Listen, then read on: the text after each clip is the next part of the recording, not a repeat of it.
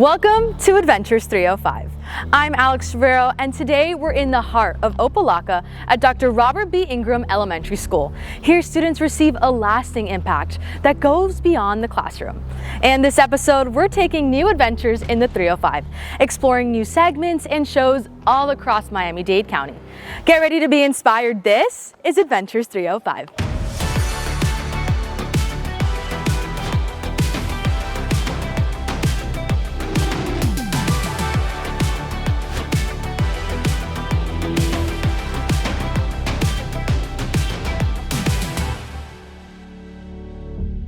At Miami-Dade County Public Schools, education includes preparation for life's unexpected moments.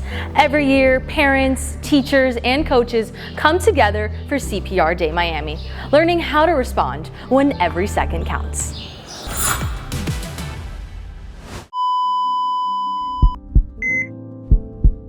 Every year, thousands of lives are lost, not because help wasn't nearby, but because no one knew what to do.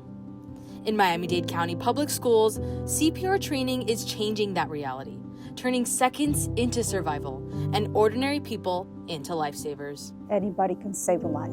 Anybody can save a life. I believe that as human beings, we do have the drive of helping. Through Project Adam and CPR Day Miami, schools across the district are now equipped and prepared to act fast. Since then, we have saved 9 lives. Minutes matter during cardiac arrest. After just 6 minutes without oxygen, brain damage becomes irreversible. That's why training doesn't just focus on certification, it focuses on confidence. You don't have to be a doctor, you don't have to be a nurse, you don't have to be CPR certified. You just go straight under the arm to the middle of the chest and you start pressing and you call 911. That person brings the AED and then that's it. Minutes count. For many, learning CPR can feel intimidating. But trainers say it doesn't have to be. So when we do our trainings, we try to keep it lighthearted. We keep it real, but we try to have fun with it.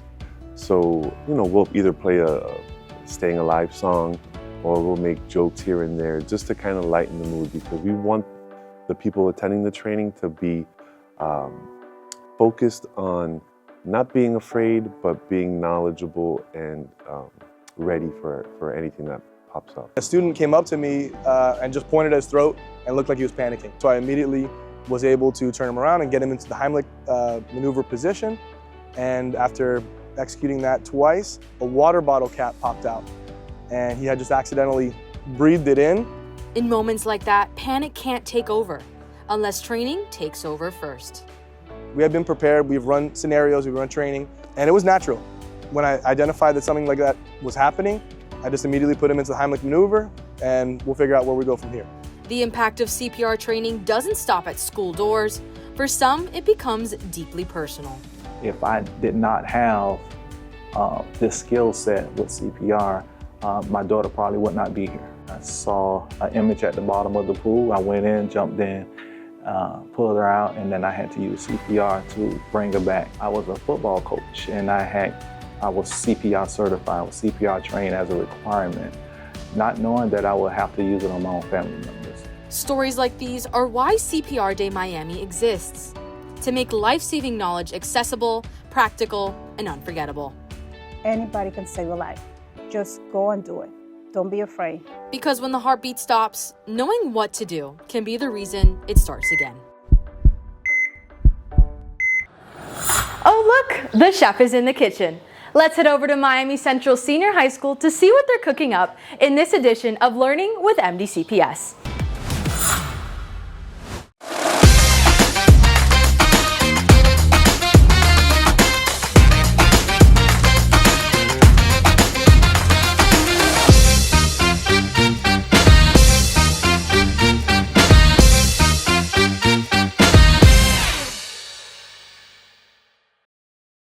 Hi, my name is Donovan, and I'm a graduate of class of 2024.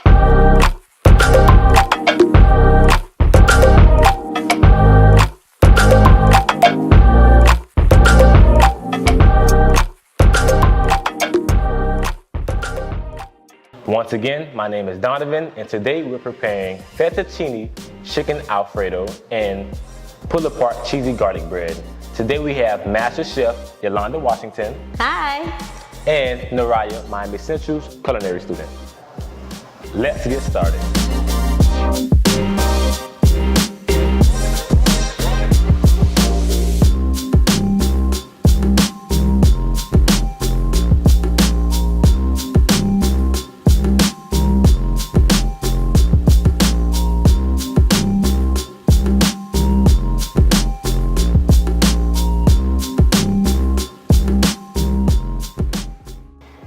To make cheesy pull-apart garlic bread, you will need 1 loaf of fresh Italian bread, 6 cloves of garlic, half a cup of butter, 1/4 of a cup of parsley, 1/4 a cup of olive oil, half a cup of cheese, and our special rocket seasoning.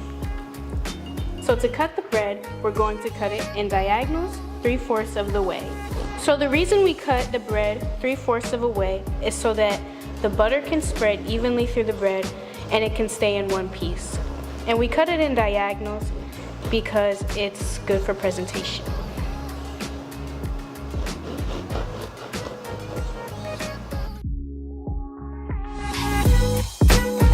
Onto the butter. First, we heat our frying pan to medium heat. Then, you're going to add the butter. Next, the olive oil. We're going to let the butter melt into the olive oil and then on to the next step. Next, we're going to mince the garlic along with the parsley. Here we're going to take our food processor,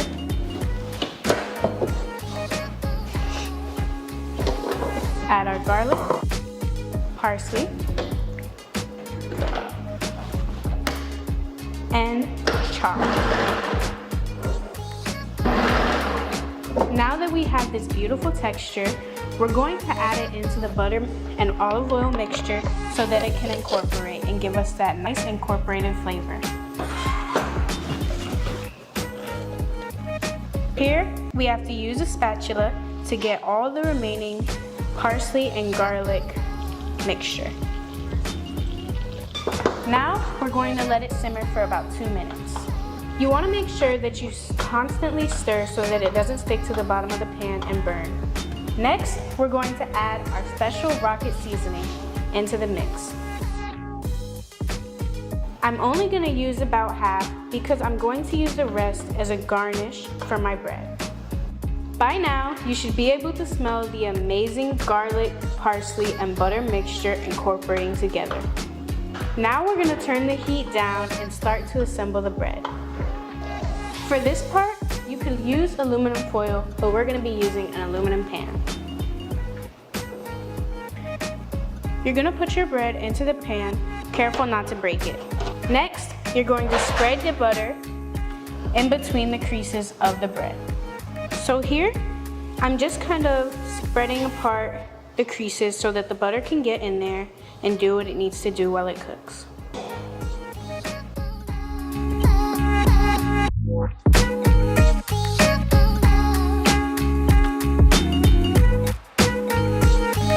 Now, we're gonna cover this up and put it in the oven at 425 for about 15 minutes. While that's heating up, that's not the only powerhouse chef we have here at Miami-Dade County Public Schools. Let's head over to Miami Lakes Educational Center and Technical College and meet Chef Gary. How are you? I have new students coming in like 10 minutes. I have different blocks, trying to get lunch together. So we're starting new stuff today. We just start out with basic knife skills, and we have measurements, things like that. We start out slow, like baking cookies and things like that, very basic recipes, and we get more complicated as we go along. Pretty much learn everything, how to cook, get entry-level jobs. I also teach special needs students. I got some jobs already, which I'm kind of excited about because I have people that will hire them. All they have to do is get some basic skills. The thing is, I'm with the American Culinary Federation. I try to also incorporate that and bring them into the professional world at the same time. People say, hey, I got a job here, a job here. Then they'll come and ask me, are they ready to work? Some of them yes, some no, but I said, depends what you need. I have some students from all different parts of the world, so they bring all different cultures and things, so I learn from them too. With Chef Gary, I learned something different. In my country, when you cook or bake, it's too long. With Chef Gary, I improve all the time. By the end of the course, they can pretty much make lots of things and read recipes. If they can read recipes, they can pretty much make anything. I have some students that actually went into 5-star hotels. I still keep track of them, so they call me from time to time, so I know where they're at. So it's, you know, it's a good thing. Miami-Dade County is powered by education and by the people who believe in our students. That's why I'm inviting you to join us at the EdFed Race for Education at the Superintendent's 5K. This event brings together families, educators, students, and community members for one shared goal: supporting our public schools. When you register, you're doing more than running or walking. You're investing directly in programs and opportunities that help our students thrive inside and outside the classroom. Whether you're a runner, a walker, or cheering from the sidelines, there's a place for you at the starting line. Register today and stand with us in support of our students. I'll see you at the race.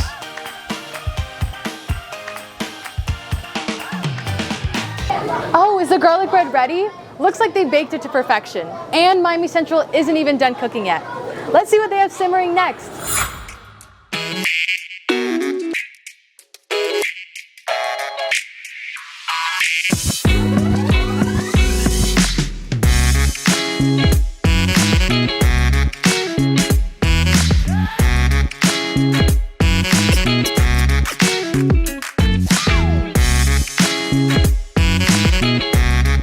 To make Fettuccini Chicken Alfredo, you will need salted water, chicken breast, our special rocket seasoning, Parmesan cheese, butter, garlic, some more butter, olive oil, parsley, heavy whipping cream, and fettuccine noodles. I pre-washed my chicken breast, dried it. Now we're going to add some olive oil. I add olive oil because it lets the seasoning stick to the meat. It's very important to get both sides of the chicken breast because we season both sides of the chicken breast.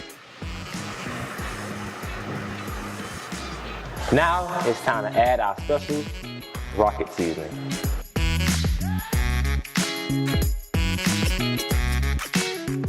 Now, once you season the back side, do the same thing like you did on the front side. Season high, and you can be generous. After all, that is what the flavor is. Now for our fettuccine noodles, you will add salt. Time to add in our fettuccine noodles.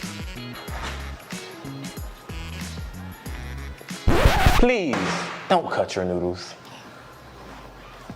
Don't be afraid, it's just steam. Let your noodles cook for 8 to 10 minutes. Now that Donovan has started his pasta to boiling, he's going to begin cooking the chicken breast. He's using a cast iron skillet, which is going to help with adding a color and a little crust on top of the chicken. So as Donovan is going, he's adding some olive oil. And he's gonna add in butter. He's placing the chicken breast in the frying pan, and he's placing it the top side down first. That is what we call our presentation side. The presentation side is the side that you're going to present when you plate. Yeah, so we're gonna cook this on each side for about 5 to 8 minutes on each side. That is going to ensure that it is done. We want to reach an internal temperature of 165 degrees Fahrenheit. So while we're searing on one side for that 5 to 8 minutes, after we're just searing on their second side, we're gonna pop it in the oven to finish off. So Donovan is going to move on into preparing the sauce. Added the cream, And let's add the butter. We're taking it off the stove so it doesn't scorch. Gently place your butter so it does not splash. And this is a great time to whisk the butter. So I'm gonna continue the process in making the sauce. So now I'm gonna add a little of our rocket seasoning. So the rocket seasoning, it has your salt, your pepper, your garlic and onion granulated powders. It has dry herbs like your Italian season blend, and a little, for a kick, we have some red pepper flakes. So the parsley and the garlic the minced parsley and garlic is going to be added into the sauce to give it more flavor, and it's gonna look very nice on the pasta.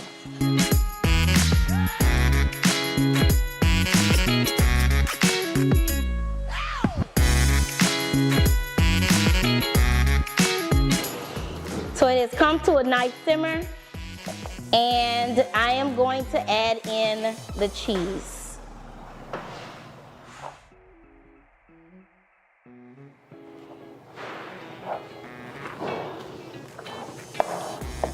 And as you can see, our sauce has begun to thicken into a nice creamy base. Donovan is gonna add the garlic. You wanna make sure that you're adding the garlic at this point, and cooking the garlic long enough is going to be able to extract the nice sweet flavor that the garlic has. You can now add a little parsley. So the parsley is giving it color, and it's also giving it flavor. That's good. Thank you. Anytime. So as you can see, you have a beautiful sauce. So we're gonna take the chicken breasts out of the oven. We should be ready now. Now, you see the golden brown color on top? A little char is what you want in the chicken breast or any meat protein dish. So we're gonna add our pasta that has been draining. We're gonna add it into the sauce. Make sure you move it around because it may be stuck a little bit even after adding the olive oil. It should be able to just move just as such. Make sure you wiggle it inside. Voila. Now we're going to get the sauce to get in between the noodles and on the noodles.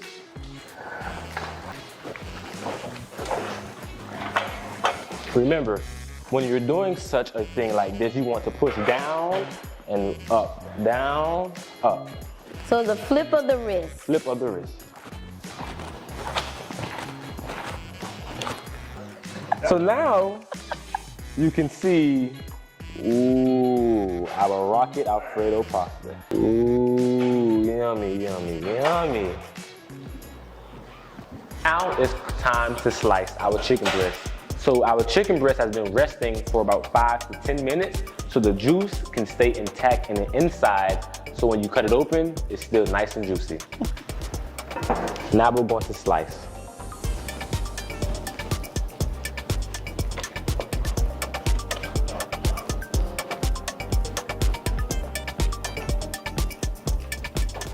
Now as I'm cutting, I can see that our chicken is the perfect texture. Also, when you're cutting, keep your knuckles in front and your tip of your fingers tucked behind. Thumb behind your other fingers.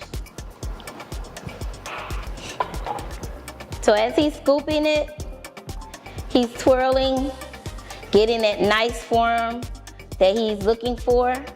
This technique is you wanna make your plates look nice. It doesn't have to just be thrown on top of your plate. So he's just gonna tighten this up a little bit. Good job. While Donovan is plating, I am going to remove the garlic cheesy pull-apart bread out of the oven.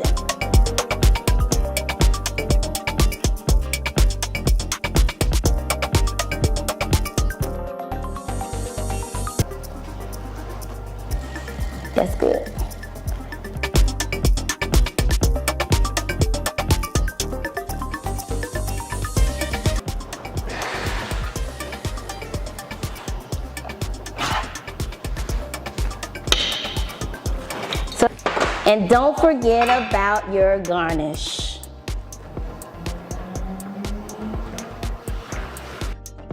So we're just gonna add just a little bit more cheese, because who doesn't like cheese, right?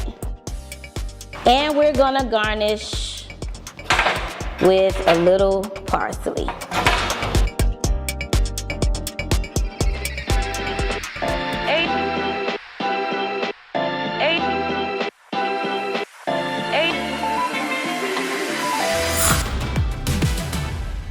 Dinner and a show? Miami New Orleans Senior High is serving both. While celebrating Black History Month, students are taking the stage, sharing powerful stories of heritage, strength, and resilience. Let's check it out. And you are going to be experiencing the evolution of hip-hop. There are many elements of Black history. Hip-hop is one of them. Hip-hop, I believe, is more than entertainment.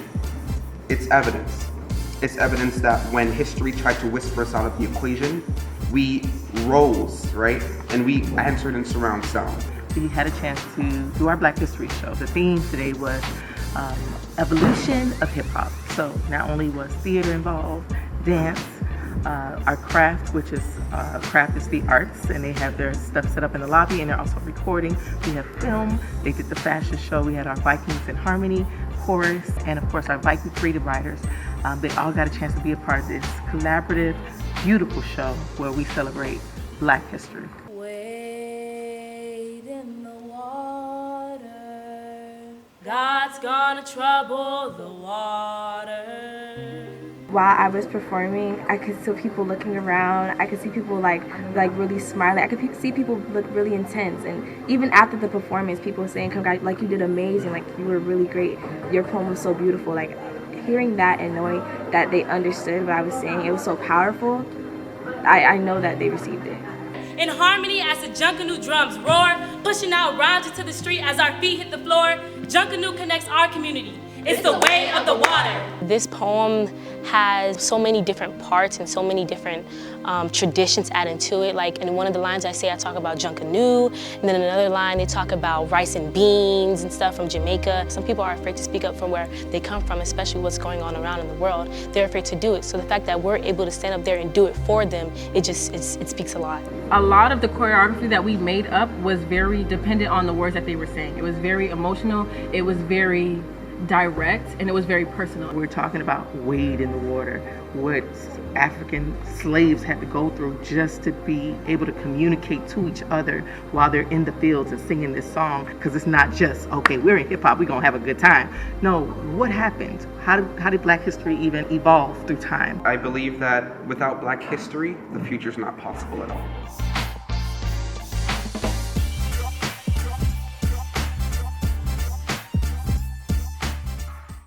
We're no stranger to breaking the barriers. Joining us is a WNBA legend who got her start at Miami Edison Senior High School. No one ever from Miami Edison Senior, from the girl basketball team, would ever wear that number 3. So we are handing you the number today. You own that number.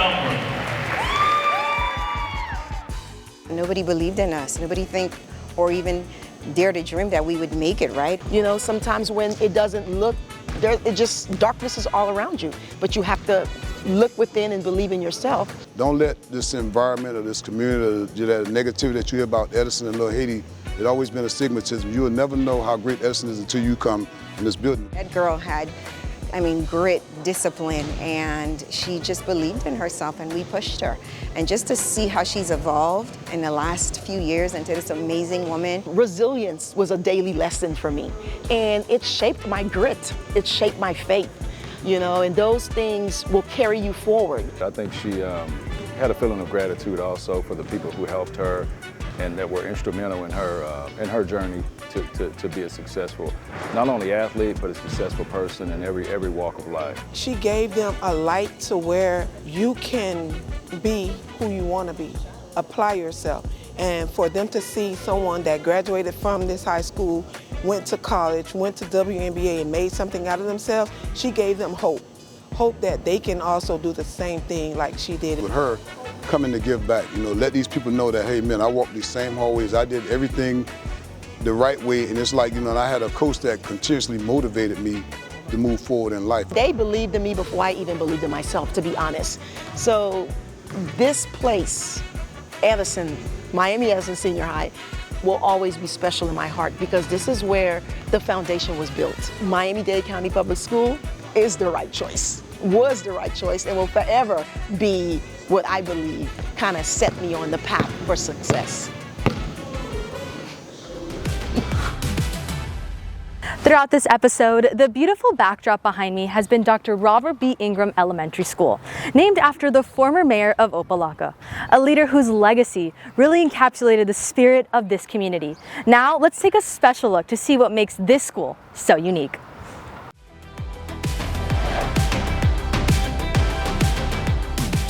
We're more than a school. My vision for this school when I first became principal, I wanted this school to be the lighthouse of the city of Opa-locka. And I'm very happy to say that I feel that we are, because we are truly a family involving our staff, students, parents, as well as the community stakeholders. Happy Tuesday, Dr. Bass. Are you ready? It's a beautiful day. Being a community liaison specialist, I want to make sure that our parents know that we see them and that they're valuable to us. The kids are our future. I want to be the person when I show up that I'm present. And I want our parents to be the same. When I invite them in to take part in something, I want them to know you're not just here as a number, you're here because your voices need to be heard. Here at Dr. Robert B. Ingram, I was looking for a school for my daughter. And when we came for the meet and greet, she introduced herself. She was very welcoming, engaging, advising us of, all what RBI has to offer.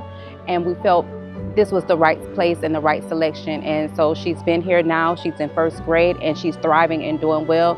And I don't think that I would have made another choice without Dr. Bass's input. Our children need that support. Our children need that love, and sometimes as parents, we're not there. We're working, but they are here in the schoolhouse majority of the day. So it's very important for the parents to do those check-ins. It's very important. One of my most proud, I have so many proud moments. One that stands out right now is when we made history. We became a B school, never had been a B school. The school had never gotten to that level, and we were only 2 points away from an A. It was such a proud moment, not for me, but everyone as a whole, because it took all of us. So it was a very proud day when we became a B for the first time in history. I don't think at another school you'll get the same level of just feeling at home, feeling like it's an extension of your family. It's not just teacher, student, staff to staff, it's like a family. So we're not only interested in your learning and your test scores, but we're really interested in you as a whole.